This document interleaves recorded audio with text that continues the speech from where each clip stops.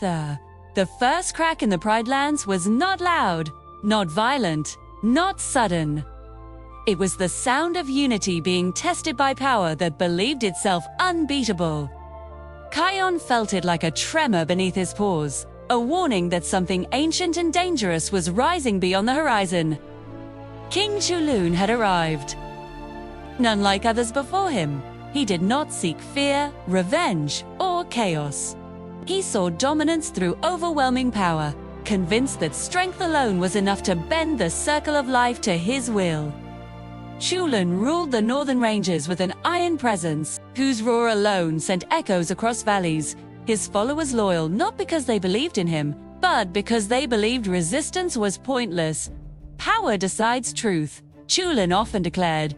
Those who are strong lead, those who are weak follow.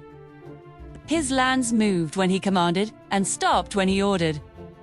There was no debate, no cooperation, only obedience enforced by strength. Ono spotted the first signs at dawn.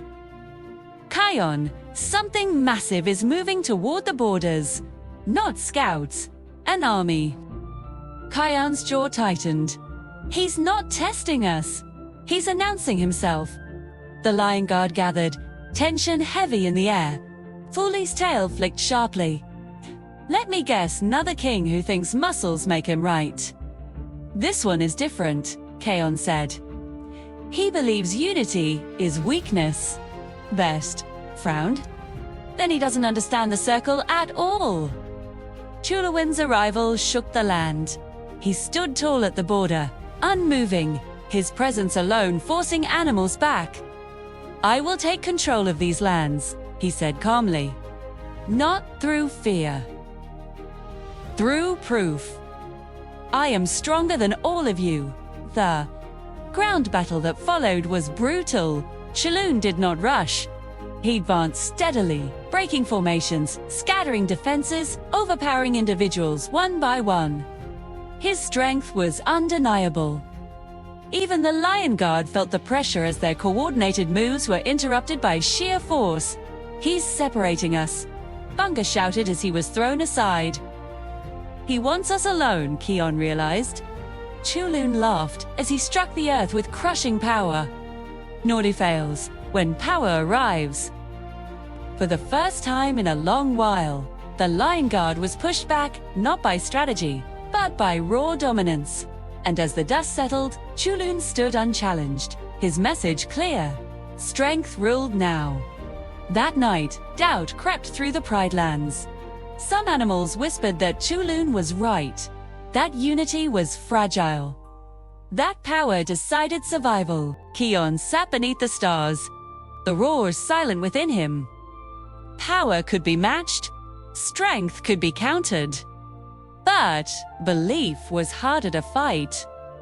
Then Rafiki's words echoed in his mind. Unity is not many standing together. It is many moving as one. At dawn, Kion made a choice. They would not meet power with power. They would meet it with unity, so complete that strength alone could not break it. The Lion Guard spread out, not to fight, but to connect. Fully carried messages between herds best helped the weak stand strong. Ono guided movements with precision. Bunga inspired courage through action, reminding animals they were not alone. When Chuluun attacked again, he found resistance everywhere. Not centralized, not predictable. Every animal supported another. But every movement reinforced another. His blows landed, but the circle absorbed them. Fight me, Chuluun roared at Kion. We are fighting you, Kion replied calmly. Chuluun struck harder, faster, angrier. But unity adapted. When he knocked one down, another lifted them up. When he broke a line, 3 more formed behind it. For the first time, power hesitated. Chuluun snarled. You hide behind others. No, Kion said. We stand with them.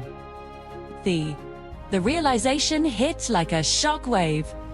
Power isolated. Unity multiplied. Every strike Chuluun made drained him. while every act of cooperation strengthened the Pride Lands. As the sun climbed high, Chulun's movement slowed. His strength remained immense, but it was no longer decisive. Surrounded not by enemies, but by connection, his power had nothing to dominate. "This is impossible," he growled. "No," Kion answered. "This is unity." Chulun stepped back, his confidence fractured. For the first time, he saw it clearly. Power could rule bodies, but unity ruled the circle itself. As he retreated, the Pride Lands stood together, not victorious through force, but through belief. Kion looked across the plains. Then, understanding the truth written into every heartbeat of the circle of life, power can conquer for a moment, but unity endures forever. Power does not accept defeat quietly. It does not retreat with wisdom or reflection. It returns heavier, louder, and more desperate than before. When King Chuluun withdrew into the northern ranges, it was not surrender that guided his steps, but wounded pride. The kind of pride that sharpens strength into obsession. The Pride Lands felt it again before they saw it, the pressure in the air, the tension in the ground, the warning that unity would be tested one final time. Chuluun did not come alone this time. He returned carrying monuments of dominance, massive stones dragged from the mountains. Symbols of power meant to intimidate and overwhelm. His followers marched in rigid formation, every step timed, every movement forced into obedience. "Unity is fragile," he proclaimed across the plains. "Watch how easily power shatters it." OT. Animals trembled, but they did not scatter. They remembered. They remembered standing together. They remembered lifting one another when strength failed. They remembered that unity had already wounded power once. Kion stepped forward, calm and unwavering. "Sure, you still don't understand," he said. Unity isn't something you break. It's something you fail to control." Chulun roared, a sound meant to crush confidence. "Then I will bury it beneath my strength." The final battle was unlike anything the Pride Lands had seen. Chulun unleashed everything: raw force, relentless advance, unyielding dominance. The ground cracked beneath his blows. Trees shook. Power raged without restraint. But unity answered without fear. Fully moved not alone, but as part of a rhythm, her speed guiding others into safety. Besht stood firm, not as a wall, but as a foundation others leaned on. Ono's voice directed movement, warning and guiding without commanding. Bunga charged fearlessly, not recklessly, trusting his team completely. Bia. The Pride Lands moved together. Herds shifted to protect the vulnerable. Birds carried warnings. Predators and prey acted in harmony, choosing survival over instinct. Chulun struck again and again, but every impact was softened by connection. He pushed harder, only to find resistance multiplying. Power that relied on dominance began to tire. Strength without support began to slow. "Stand alone," Chulun demanded of Kion, charging him directly. "Face real power."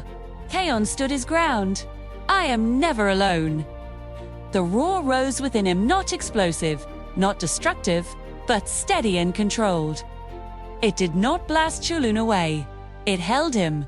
It forced him to feel what he had never allowed himself to feel before: the presence of others. Celio, the weight of connection, the strength of shared purpose. Chulun struggled, his power useless against unity that did not attack, only endured. His followers hesitated, unsure what to do without direct command. For the first time, they looked not to their king, but to each other. Power fractured. Chulun fell to one knee, not broken by force, but overwhelmed by realization. "How?" he breathed. Kion stepped closer. Power asks others to submit.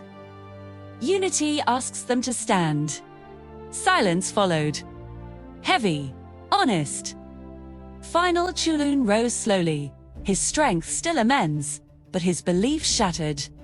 Without belief, power was just weight. He turned away, leaving behind, not defeat, but understanding. The Pride Lands did not cheer. They stood together, breathing as one. Unity had not destroyed power. It had revealed its limits. As the sun set, Kion looked across the land he protected. Knowing this truth would outlast any battle. Power can rule briefly, but unity shapes eternity.